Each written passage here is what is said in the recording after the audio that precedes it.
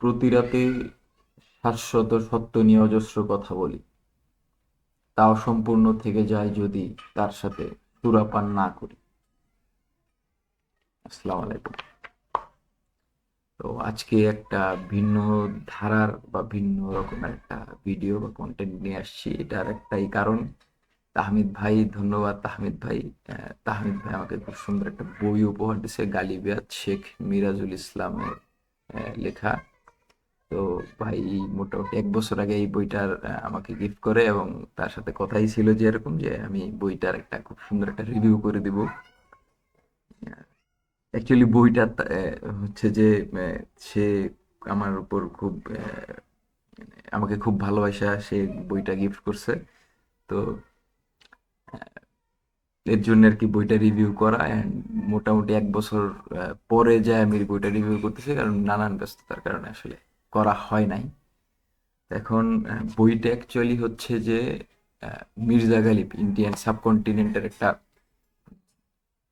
কবি মির্জা গালিব।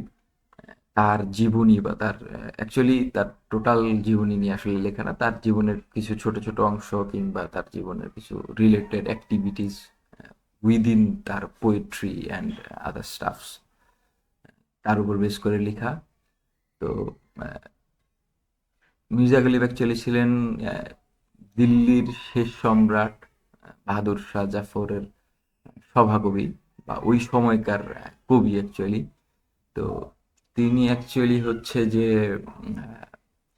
তার কবিতার যে ধারা একটু নর্মাল থেকে একটু অন্যরকম। মানে আমরা নর্মালি যে টাইপের কবিতা দেখি বা পড়ি ওরকম আসলে না, তার কবিতা ছোট ছোট ওয়ার্ডস আকারে হয় এবং একটু ভিন্ন রকমের মেসেজ আর কি বহন করে। তো মির্জা গালিবের কবিতার মানে শুধুমাত্র বর্তমান সময় না, ওই সময়েও মির্জা গালিবের কবিতা সবচেয়ে বড় অ্যাট্রাকশন ছিল এইটা যে মির্জা গালিবের 2 লাইনের কবিতা আসলে বুঝাইতেছে না কোন কনটেক্সটে বা কেন, কিভাবে, কোথায়, মানে কার জন্য বা এরকম একটা কবিতা লিখছে। মানে নর্মালি আমরা কবিতা বললে বুঝি যে এই কবিতাটা ঈদ মানুষের জন্য লেখা হয়েছে, আরেকজনের জন্য লেখা হয়েছে, বাট মির্জা গালিবের কবিতাগুলো পড়লে আসলে বোঝা যায় না যে আসলে কবিতাটা কার জন্য, কেন, কিভাবে, কোথায়, কি আসলে সেগুলো লেখা হয়েছে। তো তার কবিতার মূল অ্যাট্রাকশনই আসলে তার ওই হিডেন মেসেজ, হিডেন যে মেসেজ দেওয়ার যে পাওয়ারটা। আমি যদি একটা ছোট একটা কবিতা পড়ি যে এখানে একটা কবিতা আছে যে বিদায় জানাতে যে বন্ধুরা ঘাটে এসেছিল, তারা কি জানে আমার নৌকায় কি ঘটেছিল। হ্যাঁ, মানে সে মানে এখানে যেই কনটেক্সট আছে, কনটেক্সট পড়লে বোঝা যাবে যে আসলে সেই 2 লাইনের ভার্স দিয়ে আসলে কি বুঝাইতে চাইতেছে, যে বিদায় জানাতে যে বন্ধুরা ঘাটে এসেছিল, তারা কি জানে আমার নৌকায় কি ঘটেছিল। এটা অ্যাকচুয়ালি মানে ট্রান্সলেটেড ইন বাংলা।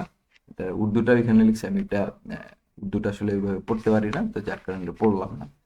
তো আরেকটা যদি বলি যে মৃত্যু তো তার নির্দিষ্ট সময় আসবে, কেন তবে সারা রাত আমার ঘুম আসে না।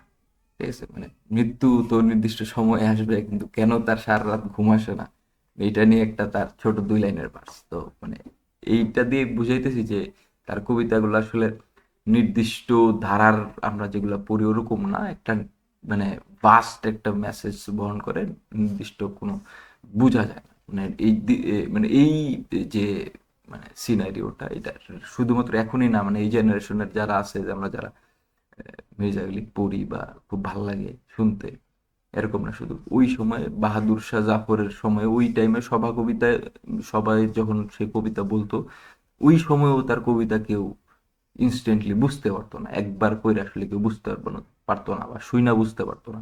তো যার কারণে তার কবিতার প্রতি মানুষের এতটা অ্যাট্রাকশন। এই হচ্ছে যে মোটামুটি তার কবিতা। লাস্টলি তার একটা ছোট একটা ঘটনা বলে আছে এখানে। বিষয় হচ্ছে যে আমি যেহেতু প্রফেশনাল ক্রিটিক না, আমি হচ্ছে নোট করে রাখছি কি কি বলতে হয় একটা রিভিউতে। হ্যাঁ, এখানে বই হচ্ছে আচ্ছা, এখানে বলছে শেয়ার ইউর থটস। আচ্ছা, আমার শেয়ার মাই থটস যদি হয় তো বইটা পড়ে আমার কাছে অ্যাকচুয়ালি খুবই ভালো লাগছে, কারণ হচ্ছে যে তার জীবনী পড়ার একটা ইচ্ছা আমার অনেক দিন ধরে ছিল, বিভিন্নভাবে পড়া হয় নাই। এবং খুবই ইন্টারেস্টিং জীবনী। এটা হচ্ছে যে মানে স্পয়লার দিব না, আমি বলবো যে বইটা পড়েন, সবাই পড়েন। ছোট একটা বই, খুবই ছোট একটা বই, 70-80 পেজের একটা বই। পড়েন এটা।